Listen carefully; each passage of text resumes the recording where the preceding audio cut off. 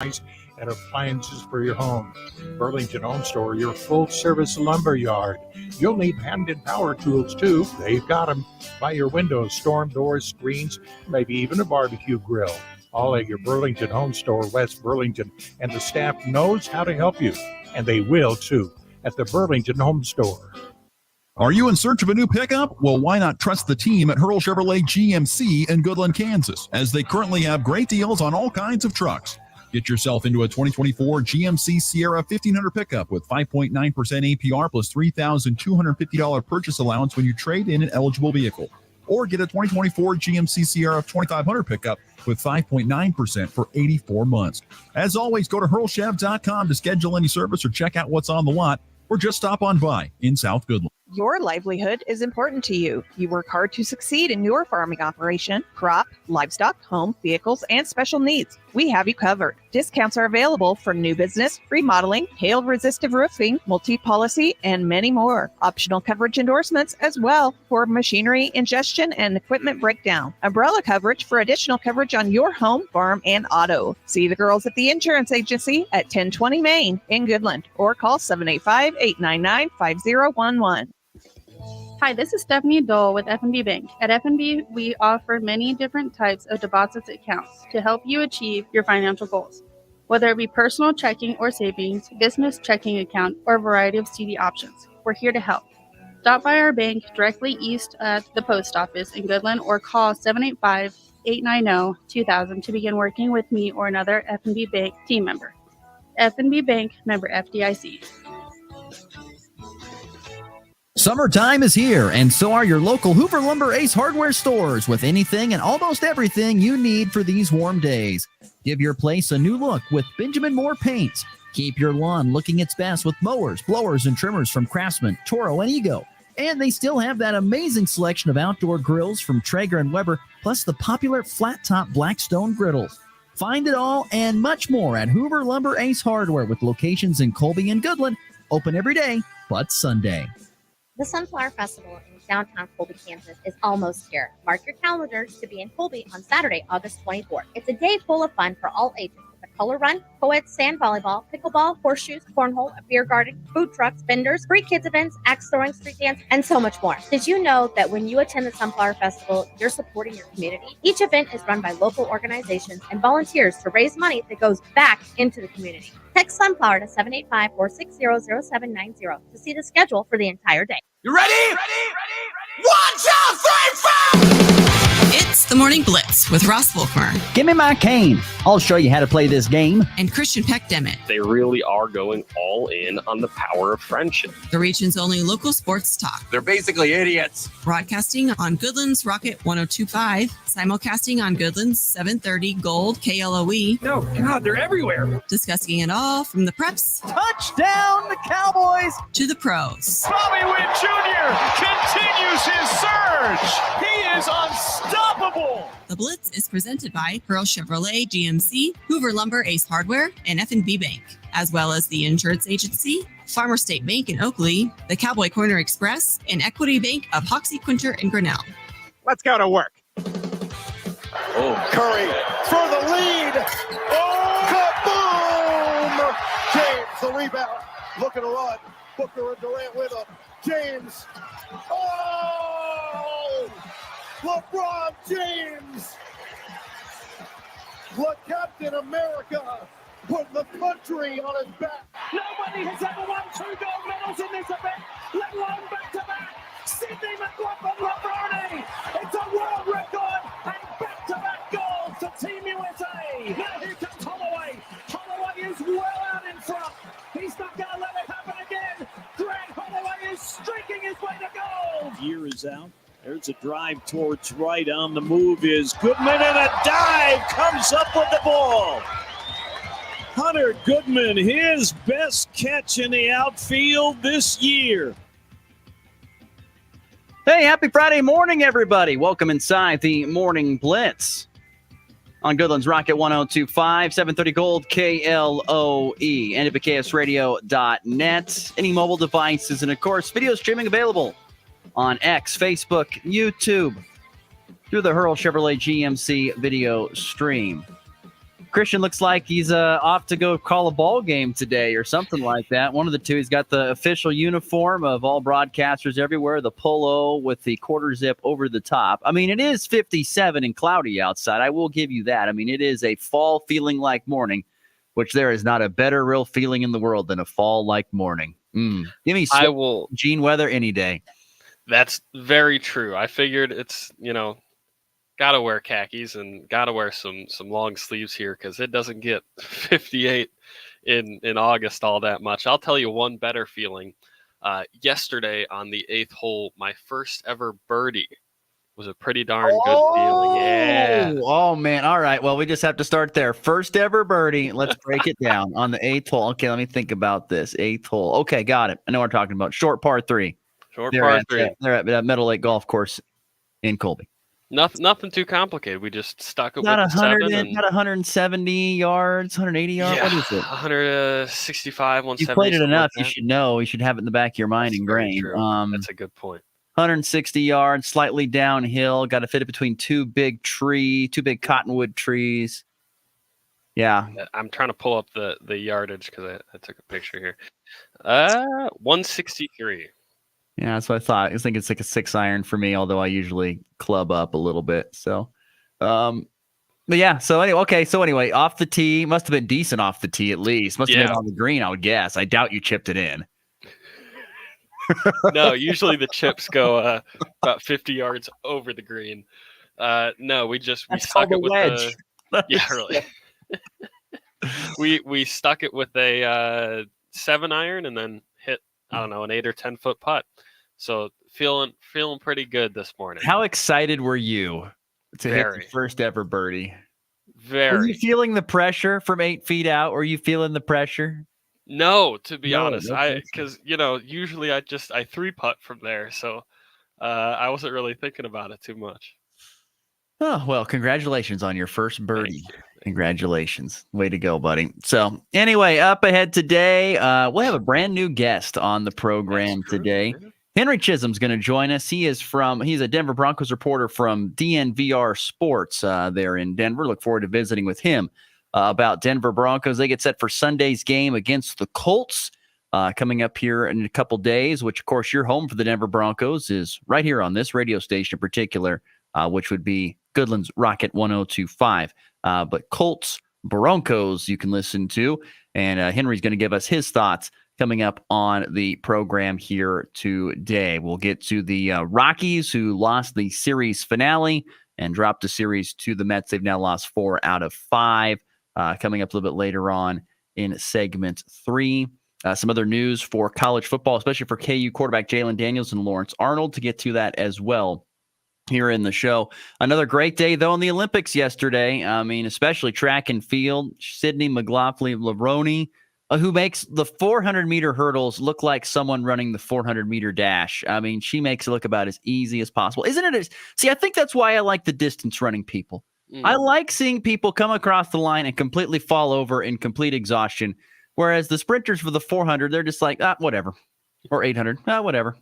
We're done. Did you see her cross the line yesterday? And she's like smiling and talking to the other competitors. And it's just, you just dusted all of them and are in a time no human being in that event has ever run before. And she's just like... Doesn't she have like 10 of the top 15 times, I think? She broke her own record again. And it didn't even faze her. I mean, obviously she was proud and excited for all the work, but like she did not look tired at all, Ross. You're exactly right. It's crazy that she didn't even look that winded. I'm actually disappointed she didn't make it under 50. I wanted her to go sub. It'd be like 49.89 or something like that. It was 50.37 for McLaughlin-Levrone. Levrone. That was pretty impressive to see that. Imagine if someone was pushing her. That's the thing. I mean, no one's even close within 10 meters at least. It's crazy. I mean, she's absolutely blowing the doors off of everybody. Grant Holloway in a very exciting 110-meter hurdle race with a gold medal yesterday. Tara Davis-Woodall won the gold yesterday in the women's long jump. So U.S. still getting it done on the track and field. It's carrying them in the gold department where they lead 30-29 over China at this point in time, at least going into today, I should say. We got to get a petition to stop the count again, because we tried earlier this week when we were leading in golds, when we went to bed, and then we woke up in the morning and we were, that lead was slimmed. It happened again last night. I'm going to bed. It's like, I don't know, 10:30 or so Central, and USA on top, 30 medals. People's Republic of China with 29. And I wake up this morning, knotted at 30 apiece. What's going on after we go to bed? I don't like it. The Chinese are really good at those ones that, we're not really watching that much, whether that be, table tennis or, which, no offense to table tennis. I love ping pong. Great. Diving. Very good at that. Last night. I tell you, what starts today is one that I'm hoping I'm going to catch is breakdancing. Oh, that's right. And that's new this year. Yeah. And so I'm intrigued. I was reading an article in The Athletic. They were talking about some of the names of the people competing in this, which was interesting to say the least. Because if you're a breakdancer, everything starts with B, apparently, which stands for breaking. So let's see here. You have this is the format. 16 B-boys and B-girls, respectively, competing head-to-head in battles against each other, starting with a round robin. 30-year-old Victor Montolova, a.k.a. B-boy Victor, is the guy you got. I'm not kidding you. This is the article. Oh, then there's 35-year-old B-girl Sunny Choi to keep an eye on. So she's my age, and she's the projected to be the best breaker. You got to get out there. You got to know not too late to start. No, that is not my skill set. We are way past two, and definitely not my skill set. But I almost have to watch this. Oh yeah. There's a guy. Let's see. So there was a movie apparently about breakdancing. It was called Turbo. I don't know if anybody else has ever seen this. But there was an actor, his name was that was in the movie called Michael Boogaloo Shrimp Chambers. That's his real name? I think his name is Michael Chambers, but I think his breakdancing name is Boogaloo Shrimp. That we need on-air names. So. Boogaloo Shrimp. I just love people that get creative. Oh, that is pretty great. There were plenty of golds that Ross mentioned, but lots of other medals as well. And actually, in a couple of the events that Ross mentioned where the U.S. won gold, actually in 3 different events, the U.S. took 2 of the 3 medals, which is pretty impressive. That men's 110, Holloway gold. Daniel Roberts took silver, not too far behind, but substantially far behind McLaughlin Lavroni was Anna Cockrell, who won silver in the men's 200 meter. Didn't win gold, but got silver and bronze with Kenneth Bednarek, which I feel very sorry for butchering his name. Got silver. Noah Lyles, bronze. Tara Davis Woodhull, with COVID too, by the way. With COVID, which can you imagine that crazy. Happening a few years ago? If he would have been COVID, everything would have been shut down. No, yeah, the entire thing. And now it's like, it's all right, just go run. No one cares. Nobody cares. What a difference 4 years. And then Jasmine Moore in the long jump got bronze. Tara Davis Woodhull gold. Her husband is, I believe his name's Hunter Woodhull, is a Paralympic sprinter. So that's one hell of a Olympic power couple I would say there. so. Yeah. Oh my gosh. And then also in men's speed climbing, Sam Watson took bronze. Yes. Have you seen the speed climbing? That's another one that's wildly impressive. The grip and arm strength. Sprinting up a wall. These are walls. If you're listening, I don't know if everyone out there has seen the clips. If you watch speed climbing highlights, go watch Sam Watson's bronze medal climb. These are walls that we, both as broadcasters and I'm sure as listeners, could not get up, period. I think I would struggle for a few hours before finally giving up. And he's doing this in sometimes 5 or 6 seconds. It's amazing. They just, they know the wall, they know how to study it. And then it's just like up there, kind of like a spider on a wall. It's like watching someone do a Rubik's Cube. It's something you're like, I would take forever. I'd be taking it piece by piece. and they study it, they get ready. As soon as it goes off, boom, and it's over in under 10 seconds. Wild. Yeah, that's a very good analogy, actually, right there. That's very good. I like that. So that's good. Keeping it with the Olympics. They don't have that, do they? Rubik's No, but Cube. we've got that men's gymnastics guy, and that's close enough. Yeah, that's true. The Clark Kent of gymnastics. Yes, who's also like a world-ranked Rocket League player, which is a video game. Why does that not surprise me? But that's quite a combo. That's awesome. Video game star and pommel horse star. And pommel horse and Olympic medalist. Yes, very true. It was also an intriguing day. I thought it was an intriguing day in the men's basketball world, not just for USA, who came back from 17 down to take down Serbia, but also the other game between Germany and France, which I watched a little bit of that yesterday. That was a heck of a basketball game. France pulls it out in the end, but just barely. Germany was right there. I think Germany had some foul trouble that they couldn't get figured out, and missed some free throws down the stretch. Dennis Schroeder, talking about you. That could have kept the game right there. There was one in particular that he missed, and I don't really have a dog in that fight. I don't care who wins, but he missed, and you just sort of cringe. You go, "Oh man!" It was late. Was that around with like 10 seconds left or less? Yeah, I know the exact one you're talking about. Like that, he needed both of them, and he missed the first, got the second. But yeah, so anyway, it'll be France and the United States competing, but it took Team USA everything they had and then some to beat Serbia. I don't know what to say on this. I mean, you have to give a lot of credit to Serbia, who had 2 NBA players on that team. Of course, the Joker, which we know is considered one of the best, if not the best player in the NBA. In the world. Yeah, sorry, in the world. That's better. And Bogdanovic also was the other NBA player for Serbia. Other than that, they don't have anybody else. And yet they were right there. Nikola Jovic. Oh, Jovic. Okay, so they got 3 guys. But still, there are 3 Hall of Famers or, whatever on Team USA, all-time greats in Curry, LeBron, and Durant. And it took everything the United States had, including I don't know whether I almost want to say the U.S. just doesn't take any of these games super seriously. It's kind of like an exhibition for them, and we're not going to put anything out there. We're not going to go out there and just completely dominate like we probably could. We'll kind of just take the first 3 quarters and feel it out, and then fourth quarter we're down. All right, let's flip that switch on over there, please. Thank you. All right, let's go to work. That's what it kind of feels like at times with Team USA this year. I think that's how 90% of these games went. I don't think that was yesterday. I think Serbia just could not miss. And so much of what the USA does, of course, they're the Avengers. They're great at everything. They're, maybe the highest performing national team on the planet in most categories of the sport. But what they do really well is get out and transition and create, even in slow breaks. It's pretty cool to watch them in transition. But when they're nailing all of these threes is Serbia, and they shot the cover off the basketball until the final quarter of play.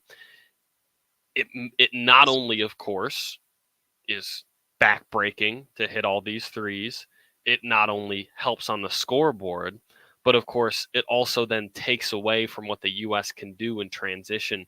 Even after a fourth quarter where they struggled and the USA clamped up, Serbia still shot 38% from 3 in the game. That was pretty incredible. And of course, Bogdanovic could not miss until the fourth quarter. And he was doing all kinds of chirping, talking trash to the USA, doing 3 to the dome, the Carmelo Anthony celebration, while staring down Carmelo Anthony, who was front row on the sideline. I mean, he was talking a lot. To have him and Joker on the same team, by the way, is very funny. The personality difference there, I thought, was amusing to see, Jokic just score over the top of somebody and then Bogdanovic only went 3 of 10 from 3. It's not like as if he was that hot, for crying out loud. He was doing a lot of things in game where it just unstoppable is way too strong of a word, but it looked like in the moment where you're like, how the heck is he doing this to us? And there were a number of different guys that came off the bench, and this Avramovic guy, also their point guard, could not miss either. There were a number of Serbians who just would come out of nowhere, come off the bench for 5 minutes, hit 2 threes, and leave. And you're like, what is going on? The USA, though, turned it on when it mattered. Steph Curry was brilliant from start to finish in this ball game. He scored 29 points in all of group play combined. Last night, he scored 36. That's 1 point shy of the Team USA men's single game record. It's Carmelo Anthony who has that at 27 points. Also grabbed 8 boards, hit 9 threes, did Steph Curry last night. I think of it as, I saw this meme. This is not my idea, but I thought it was a very funny metaphor here. Do you remember in the Avengers movie, I think it's Age of Ultron, the second one, there's that famous scene where Thor's hammer is sitting on the table, Mjolnir, and each of the Avengers takes turns trying to lift it up. Yeah. Trying to lift it up. And then Cap is up last, and he, all his might, grabs it both hands, pulls, and it squeaks. It moves just a little bit, and Thor sort of sits up in his chair, freaks out a little bit. That was Serbia last night to me, was squeaks trying to beat the unbeatable team, lift the hammer that no one else can lift, do what no one else, it seems, on the planet can do, and beat Team USA. And Thor sort of stood up all freaked out. All the Avengers on Team USA sort of looked, oh man, freaked out a little bit. I was worried. I think down 16 going into the fourth. Is it just me? I mean, once again, this is me not being the guy who watches a lot of international or NBA basketball, but I mean, isn't this Team USA, we know, is considered to be head and shoulders above almost everybody else in this tournament. I would assume that. Then you probably have Germany and France in tier 2. Wouldn't you say Serbia is a tier 3 team, maybe tier 4? I would have gone in thinking that. As a whole. And I'm not trying to take anything away from the Americans here. I just want to give the flowers to Serbia a little bit, as you said. I mean, to get where they are in the semifinals of the Olympics with 2 guys, practically, that's highly impressive. I mean, that's nuts. It's hard for me to fathom. I mean, the U.S. had definitely the easiest path to the gold medal game, I think. Yeah, you're with right. Brazil last round and Serbia here, which, no offense to Serbia, but I think it just continues to solidify how good of a player Jokic is and how good he makes other guys around him. I think that's one thing. Like, once again, yesterday, by the way, Jokic, 17 points, 11 assists. Only 5 boards. But, you know, his passing ability to bring the ball up the floor at times is huge to get people in the right spots. Like Bryce Simon, our good friend of the show, would say, there are people that process the game on a completely different level. And he is one of those guys. And I don't know if Team USA, I mean, LeBron is considered one of the, if not the best, one of the best players of all time. I don't even know if he processes the game at the same level of Jokic. I don't know. Maybe he might be the only one in that echelon. It's maybe him, Luka, and Jokic in a tier above everyone else. And I think Jokic is a little chin up above those guys. He was masterful last night. No, he didn't shoot the ball all that well. No, he didn't crush the glass as well as he usually does. Though Team Serbia, by the way, did kill the U.S. at points with their offensive rebounding, and those were at times back-breaking extra possessions. It's effort, baby. Rebounding is all effort. It's true, and they cared. They wanted it, and they had some great offensive rebounds in key moments too. That sort of felt like backbreakers for Team USA. But Serbia is all Jokic. This dude was simply masterful. He played, by the way, all but 2 minutes in yesterday's game. He was incredible. That's a great reference to what Bryce said. He processes the game quicker and better, more efficiently at a higher level than anyone else in the game of basketball on the planet at this point. And it took, frankly, I think the best quarter of international basketball I've ever seen in my life. I saw some older analysts saying it's the best they'd ever seen, period.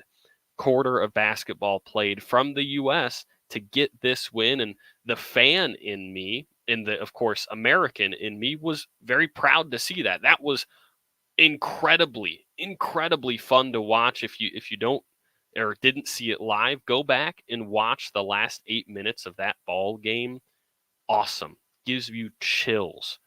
But yeah, the fact that it took that against this Serbian team speaks so well to what Bogdanovic can do, to what this unnamed Avramovic, who I had never heard of before, who, of course, Nikola Jokic, who they are as basketball players, incredibly impressive. Yeah. Yeah, and Steph Curry was amazing. Of course, we mentioned that earlier. 9 of 14 was just typical Steph Curry from 3, doing his part there and carrying Team USA to that win. I mean, LeBron James kind of finished it off, but I think Steph kept US in the game and then helped finish it off in the end, where LeBron really did kind of swing the final hammer, I think, to kind of put it away. But yeah, it was, I don't know. I think Team USA is probably going to win a gold medal. Yeah. But it feels it has been quite a tournament, and even before that, with South Sudan and stuff, it just kind of makes you wonder, like, how much is the U.S. really putting into this?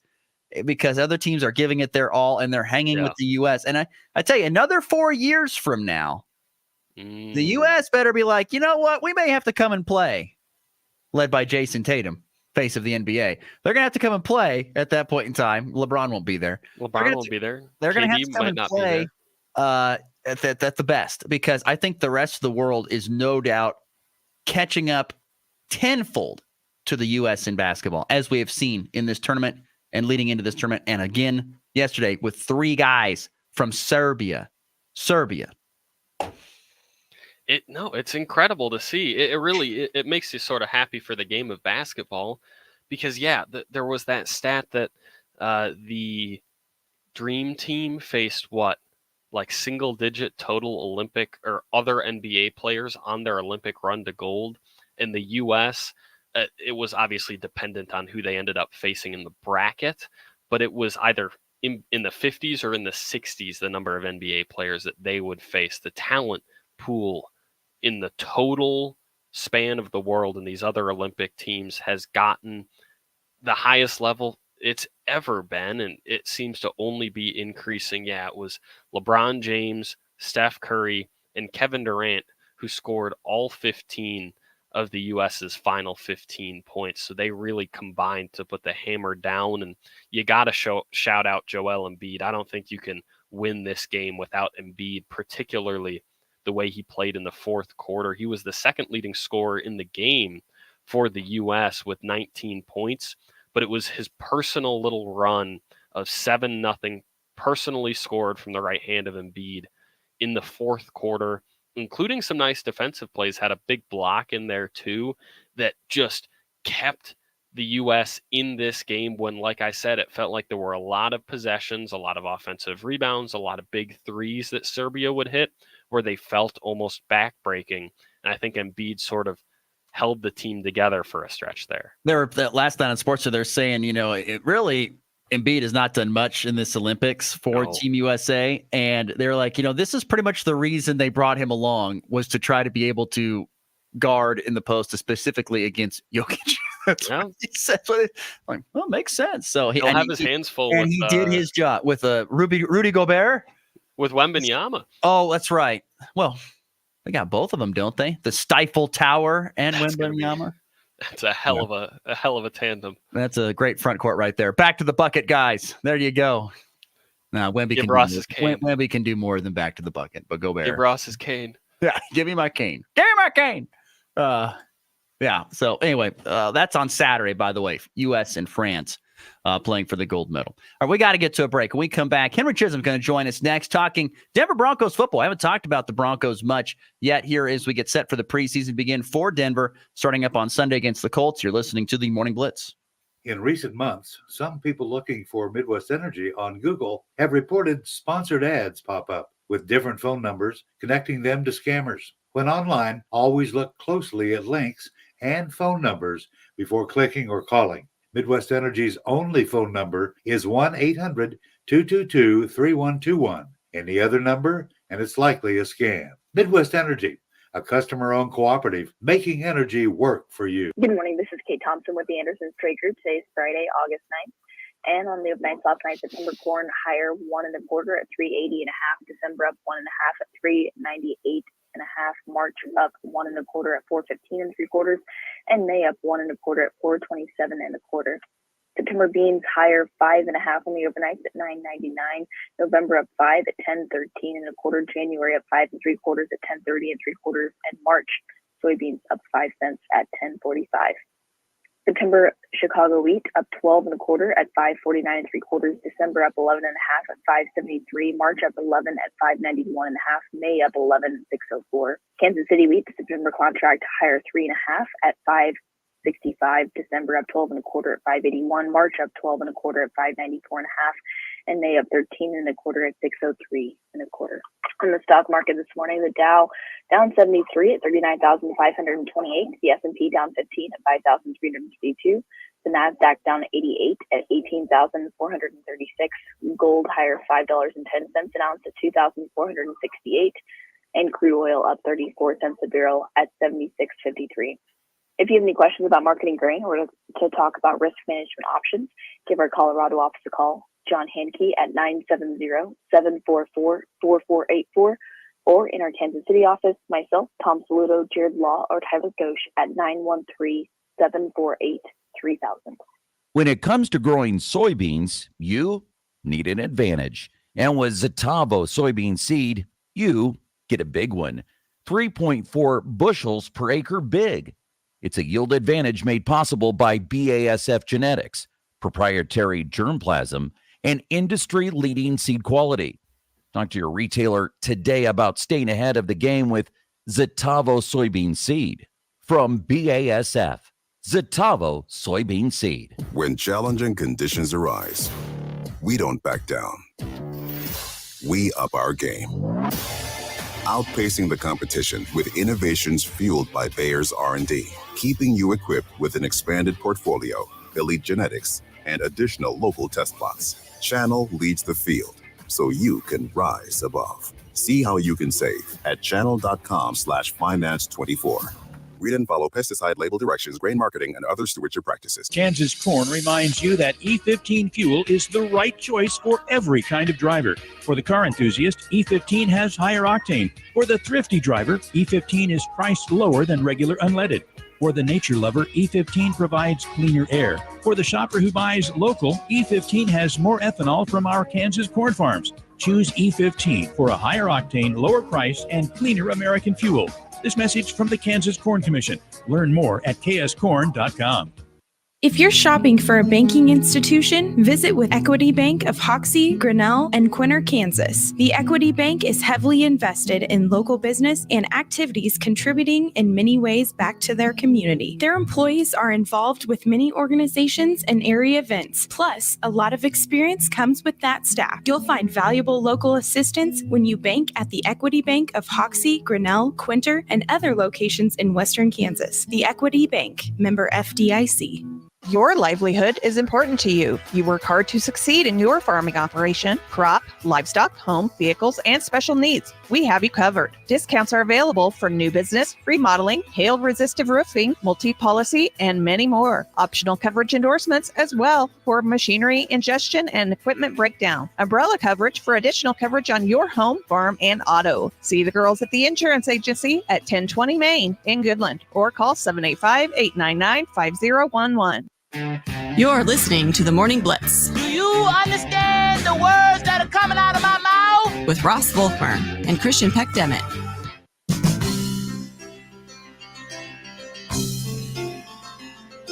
A chance to win from the Kansas Lottery coming up a little bit later on here on the Morning Blitz. Glad you're with us still. We'll also get to a little bit of baseball in our final segment of the show. But right now we're pleased to welcome in a first-time brand new guest as Henry Chisholm, Denver Broncos reporter from DNVR, joins us on the Hoover Hotline. Good morning, Henry. Thank you so much for getting up with us and joining us. Oh, yeah. Thanks for having me on. I'm excited to talk some football. Yeah, Henry, what's kind of been the mood around Broncos camp, maybe even going into it, and now that we're, a couple weeks into camp, what's kind of the mood there? Optimism, little reserve? What's your sense of the mood? Well, I'd say around town, the mood has been pessimism, or at least that's been the mood through most of the offseason. As soon as the players start hitting the field, though, people tend to get a little bit more excited. And I think that throughout camp, we've seen that excitement build. I mean, those first couple days a little bit dry, but then you wind up with the situational periods and red zone. And the one thing that the coaches and the players, everybody just keeps coming back to is the phrase young and hungry. That's what they say their identity is, because they just got so many guys who, to outsiders maybe aren't ready to be starters in the NFL, but to the people inside the building, those are the young guys who have a chance to finally prove themselves. So they're excited about those opportunities. I think there's still plenty of pessimism around town, but they're excited. They're fighting hard, and I think the energy is good. Of course, everybody wants to know the latest on the quarterback battle. Where do things stand with the 3-horse or 2.5-horse race in the Denver Denver Broncos quarterback battle? Excuse me. Yeah, I'd say Zach Wilson's pretty much out of it at this point. He's working with the third stringers every single day at this point. He's had some really good throws, but just about every day there's one throw that you look at and say, how do you let this happen? Whether it's a swing route where he just bounces the ball to the receiver, whether it's a throw into double coverage or he doesn't see a whole defender, whatever it may be. He's a project, and it's not going to be a quick project. Jarrett Stidham and Bo Nix is a lot more interesting. The first handful of days of camp, Jarrett was the better quarterback. Bo got hot last week, didn't let the ball hit the ground in a couple of practices, threw some pretty nice deep balls. Stidham yesterday, his birthday actually, had 4 touchdowns, and it was the best practice we've seen from any of the quarterbacks to this point. I'd say I came into this saying probably an 80% chance that it's Bo, probably a 15% chance it's Jarrett, 5% it's Zach. I'd say, if anything, Jarrett's gained a little bit of ground. Call it 75-25 maybe in favor of Bo. What has Bo Nix done that has made him the guy, to beat in this race, as you've kind of been saying? What has he done? And what pushes him over this? Just because, he's young and he's a top draft pick, or what would you say the reasoning is there? Yeah, I think that, Bo Nix wasn't my favorite quarterback going through the draft process. I thought that there were some other guys that maybe had better physical tools, maybe had a little bit higher ceiling. With Bo, though, I thought that he was maybe the most game ready just because he's played so much in college, and the offense you run for him, it's pretty simple. It's laid out in front of you at Oregon. All those short passes, those RPOs, you get some quarterback runs in there. I think it's pretty easy to build an offense around a quarterback like Bo, somebody who's smart, somebody who will think quickly, get the ball where it needs to go. The question is just, how much can you put on his plate? How many RPOs do you have to run versus being able to open things up and running more downfield concepts? And that might be a question that you have throughout his career. So I think coming into it, just Bo's background, having started 61 games, the most of any quarterback ever drafted, combined with, we've seen some Zach Wilson, we've seen some Jarrett Stidham, and neither has really shown enough to make you think that they're going to be starters in the NFL. I think that's why Bo came in with the excitement. And I think that we've seen those things from him. I've been impressed with his ability to see blitzers before the play. He's making checks. He's changing his protections. He's changing routes even to take advantage of these blitzes. And so you see stuff like that. I also think that the accuracy, which is part of his calling card coming out, it's been a little bit hit or miss. He's had some bad days. There have been a couple of bad reads, whereas Jarrett Stidham has just been very steady. And for the most part, Stidham's, hitting 7 of 8 passes every day, and all of them are about 5 or 6 yards downfield. It's not all that exciting, but he's getting the job done, and that's pretty much been enough to keep him in the competition, while Bo has just a couple more fluctuations. Henry Chisholm is our guest from DNVR Sports, talking Denver Broncos as they get set to open up preseason play against the Colts here on Sunday. The running back room to me is interesting, Henry. Javonte Williams looks like he's in great shape. He's lost some weight. Jaleel McLaughlin spent big money on a jugs machine to catch more passes. And they have Estime, the big guy out of Notre Dame. What's that running back room going to look like? Because if you're going to keep Bo Nix, if he's going to be the quarterback, I think even for Stidham, you'd like to have a good running game to take some pressure off him, whoever that QB is. Yeah, well, I think that's especially true when you look at the receiver room and the question marks that they have there. they're going to have to run the football. They invested so much in the offensive line, making Quinn Miners the highest paid player on the team at this point.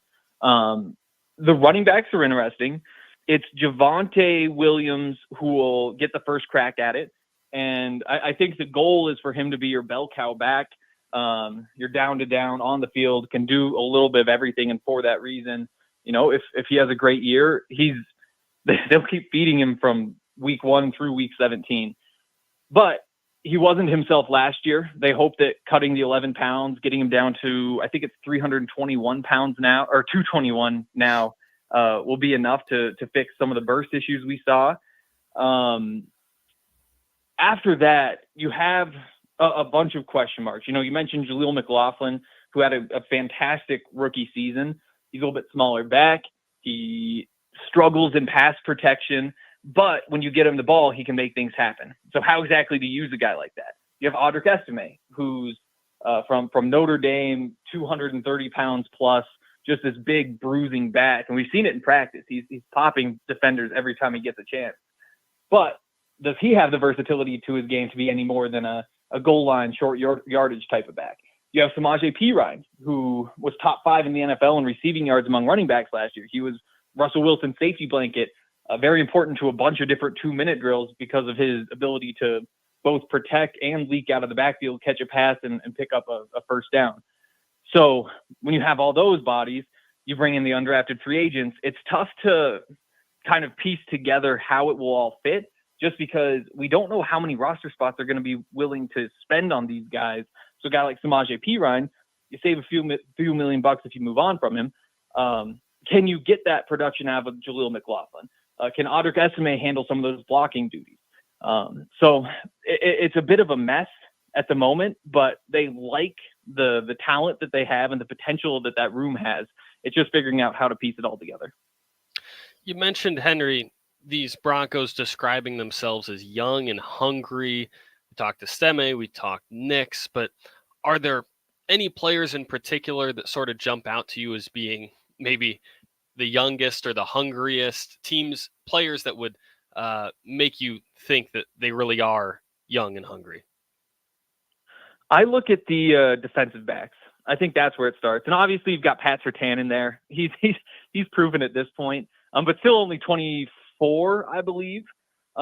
Next to him, though, you've got Jaquan McMillan, who last year in the slot really broke out and became one of the Broncos' top defenders. He blitzes, he covers, and he's had an incredible camp. He plays with that feistiness that you sometimes see from guys in the nickel. And so I think that he might be the definition of young and hungry. And then you look around to other guys in that room, whether it's, Riley Moss could be a starting cornerback. Damari Mathis could be a starting cornerback. You look at the safeties with PJ Locke, who was 27, 28 now, finally getting his chance to be a starter because, he stole that job from Kareem Jackson last year when Kareem was getting suspended every other week for the illegal hits. By the end of the year, the Broncos cut Kareem because PJ Locke had taken that job. There's another example. You kind of go through this roster, and when you look at the top line of guys, it's tough to get excited about. They're not players who you look at and say, this is going to be a game changer. And you might not even say you should be starting in the NFL. If you want to get excited, you look at the guys who are number 2s, number 3s, and say, you've got 3-4 young guys all competing for this starting job. And by the end of the year, you hope that they've kind of found a good option at that spot. But yeah, definitely defensive backs is where I start when they say young and hungry. DNVR's Sports Henry Chisholm joining us, talking Denver Broncos football. You mentioned the wide receiver room. Where are they going there? Like you said, going to be a bunch of young guys, maybe some no-name guys. Who are going to be some of these guys that we're going to be seeing on Sundays, you think? It's tough. So Cortland Sutton for sure. Cortland Sutton's going to be your number 1. From there, I would imagine Josh Reynolds is going to get the second most opportunities. But throughout camp, everything has been very, very even. Just like they're rotating the quarterbacks, they're rotating all the receivers through the first unit, second unit, third unit. So, you might see Cortland Sutton with the 3s just as much. It's a massive competition. And you run through the names like Sutton, Reynolds. Then you've got Tim Patrick, who was a multi-time 700-yard receiver for the Broncos, but has missed the last 2 years because of injuries in training camp. You got Marvin Mims, second-round pick last year, a Pro Bowl returner, but was pretty limited in what he could do as a 21-year-old, I believe, just basically screens or deep balls for the speedster out of Oklahoma. Well, Jordan Humphrey carved out a role. You got Troy Franklin in the 4th round, who I think had 1,400 yards in the Oregon offense with Bo Nix last year. Devon Bailey is maybe the upset pick. Devon Bailey, the receiver from Utah, you might remember Utah's quarterback situation was horrible. They were supposed to get Cam Rising back, but he never recovered from the ACL from the year prior. So Bailey, the top receiver on a team that doesn't throw the ball all that much in the first place, and without a quarterback throws even less. I think that he's made the roster. And all of a sudden you're looking at 6, 7, 8, 9 guys who could make the team. Last year, the Broncos only carried 4 receivers into the season. They put the other guys on the practice squad and elevated them. So if I had to make a bet, I'd say Cortland Sutton, Josh Reynolds, Marvin Mims are kind of that top line, but why not Tim Patrick? Why not Devon Bailey? Why not Troy Franklin? It's maybe the messiest room on the team. I got one more for you before we let you go, Henry. I want to know, what do you think, or where do you think the strength of this team will be? And we'll just keep it simple: offense, defense, or special teams. Where do you think the strength will be for this team this year? What are they going to hang their hat on? I think it's the defense, and it starts with the defensive line. That's been the best group in camp. With DJ Jones, Zach Allen, John Franklin Myers. Again, none of them individually blow you away, but they all will give you your 4, 5, 6 sacks out of the middle. And I think that when you start there, you have Pat Surtain in the back end. Yep, that leaves a whole bunch of holes in between, but at least you have a little bit more solidified there than you do on offense. Once again, DNVR Sports, Henry Chisholm covering the Denver Broncos. Henry, thank you so much for the time and the insight. We really appreciate it, and look forward to visiting with you hopefully down the road. Oh, absolutely. Anytime. Once again, great stuff there from Henry Chisholm. Really liked his insight there. I just like how he shoots it to us straight. I like that a lot. That's good. You know, no orange-colored glasses. Yeah, nope, that's right. No orange-colored glasses. That's great. We got to get to a break. When we come back, we'll wrap it up with some baseball. Before we do, though, a chance to win from the Kansas Lottery. Kind of a sore subject for fans who are listening to that interview, but it is the Chiefs instant tickets. Went up to $75,000. I've got a few more tickets left. First texters will be winners. Text the word Chiefs to our FNB Bank text line, 785-899-2222. That's the FNB Bank text line, 785-899-2222. Text the word Chiefs to be a winner from the Kansas Lottery. Back with more after this. Prescriptions require an online consultation with a healthcare provider who will determine if appropriate. Restrictions apply. See website for details and important safety information. Subscription required. Price varies based on product and subscription plan. Hey guys, did you know there's a generic form of Viagra that works just the same but is 95% cheaper? And you can get it online at hims.com/joy. Through Hims, you'll get a free medical consultation to determine the ED medication that's best for you. Discreet shipping if prescribed, a 100% online process, and a range of treatment options, including trusted generic alternatives to the name brands, at up to 95% off. ED is personal, and at Hims, so is treating it. Just go to hims.com/joy and get connected to a licensed medical provider online for free, with zero copay, no expensive appointments, and no awkward face-to-face conversations. To start your free online visit, you need to go to this exclusive address, hims.com/joy. That's hims.com/joy for your free online visit. hims.com/joy. It's the NWKS Dive-In Pool Party coming up this Saturday, Colby Aquatic Park, Colby, Kansas. Due to rain in the forecast that evening, we have moved things up. Now we're going to open the doors at 2 o'clock. We're going to show Elemental at 2:30 and the Goonies at 4:30, plus a hot dog feed in there as well. Tickets $15 per person or $50 for a 4-pack. Get them at the gate. Love to see you again. Gates open at 2. The Dive-In Pool Party brought to you by Colby Ag Center, Hoover Lumber, VAP Construction, McCarty Family Farms, American Implement, CH Services, Jason Gray of A1 Insulation, Ballman Mortuary, and Hinkle Termites. The Chevy Summer Drive event is going on right now at Hurl Chevrolet GMC in Goodland, Kansas. Right now, you can get a Chevy Silverado 1500 pickup with up to $5,750 of total rebates when you trade in an eligible vehicle, or get 1.9% financing on select 2023 and 24 model Chevrolets, plus no payments for 90 days.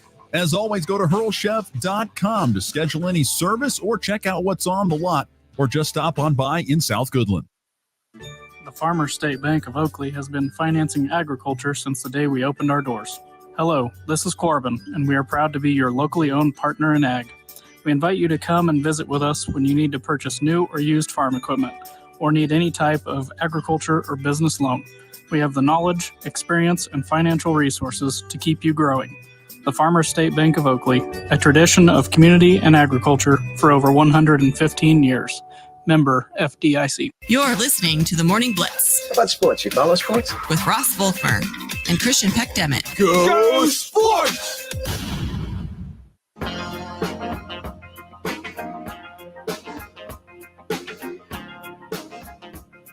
Thanks again to our listeners, Michael, Keith, and Drew. They are winners from the Kansas Lottery today.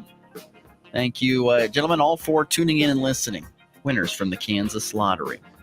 And a thank you to Henry Chisholm as well. Very good stuff from him. Really appreciate his insight talking today. On the diamond, the Rockies with another loss yesterday fall to the Mets 9-1. Big time home runs. I think Pete Alonso became the fifth player ever to hit 2 home runs in a single game that went over 450 feet. He absolutely crushed them. Smacked him. It was not a good start. Austin Gomber had his shortest start of the season, went 3 innings. Pete Lambert came in and went 3 innings himself. But it was pretty much 4 innings in the bottom of in the top of the first for the Mets and the Rockies, who had 7 hits and they were all singles and struck out 10 times. Not a great day at the plate. And then the Mets take the series 2-1. Feels like there's been a number of times that's happened this season where the Rockies string together an okay number of hits. I mean, 7 is not bad, but just they're all singles. getting 0 extra bases or getting 1 extra base, 2 extra bases for entire games. It's not pretty, and obviously this team hinges on the bullpen, and I mean most teams hinge on their bullpen to a certain extent, but it's an especially sharp roller coaster for this team, and to not even get to 4 innings with your starter is probably especially hurtful.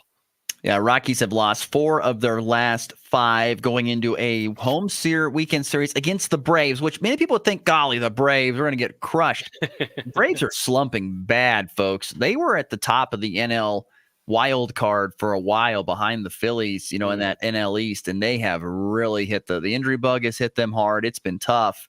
Lost 5 in a row. Yeah, 5 in a row going into this series against. So it might be an interesting series after all between the Rockies and the Braves. Which I've actually gone to a couple of games. I had a couple of buddies. Oh, have you? Gone to a couple. Well, I've gone to that series before when it was out in Denver when the Braves came to town.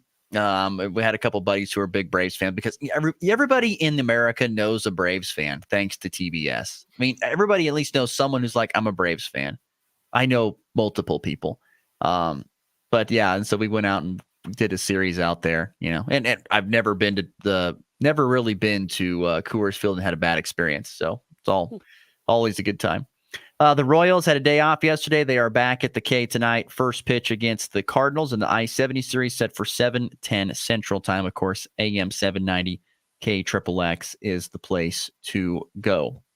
Also, one more thing. We heard it on a promo during that last break. The dive-in pool party or the dive-in movie in Colby. For those who were going to attend, and I recommend you do. It's a fun time. It was scheduled to start at 4, but it has been moved up to 2 Central Time. 2 Central Time there from the Colby Aquatic Park. It's getting moved up. I have not been told the reason why, but if I had to assume, temperature would be a big reason why. It's got a lot to do with the weather. There shouldn't be any severe weather in Colby, but there will be severe weather sort of around us here in Colby, in the area, and we are going to get a fair amount of rain. And obviously, even though just rain isn't severe, shouldn't keep the movies from happening if we can avoid getting rained on. Yeah, we've had tough luck with that this year. I know. Get those in. We've had really no luck whatsoever. Like 0-3 now. Yeah. So, but hopefully, moving up to 2:00 Central Time, 2:30 Central is when Elemental will play, and then I think probably 3 hours later, we'll have the Goonies there at the Colby Aquatic Park for our final dive-in movie of the summer. It's hard to believe, but the summer is practically wrapping up here. We'll be starting school in a couple weeks, and yeah, tomorrow, I believe, is like the first. I think there's an exhibition game for Colby Community College volleyball. I mean, it's we're getting into local sports time, and that's where we're headed. So, all right, let's get to the walk-off. A 3-run walk-off home run, a game-winning walk-off with a walk-off. His second walk-off hit of the season. In walk-off fashion, that baby's go. Well, as we walk things off today, it's a bit of a somber day, as next week will be Christian's final week with us here on the Morning Blitz, and also with us here at NWKS Radio. He has decided to move on and take a position at Texas A&M Kingsville as Assistant Sports Information Director. So next week will be Christian's final week. I can't wait to do a Power 5 of Christian's top 5 Western Kansas things. Oh, man, that's actually a very good idea. But, yeah, obviously saying goodbye is going to be tough, and want to thank, obviously, Ross. We'll have plenty of time for goodbyes, and, of course, thank all of our listeners who have not only listened and texted into the show, but have seen me out and about, talked to me about the show, about takes from it, and just been very friendly around. So thank you to everybody out there. And hey, hopefully it'll be my last week as a co-host, but hopefully not my last week on here. If you ever need any expert insight into the NBA or some insider Michigan sports, you just let me know. There you go. We'll have to get you on when Michigan gets thrown the death penalty or something like that in football. What are your thoughts on this? Yeah, I don't know about that. I don't like it. I'll tell you that much. I don't like it one bit. Hey, it's got to be covered at some point. At this rate, at the rate we're going, it's not pretty. Well, anyway, so make sure you catch us next week for Christian's final week. We'll be on Monday. For Christian, I'm Ross. Have a great weekend. Enjoy the cool weather, and hopefully we'll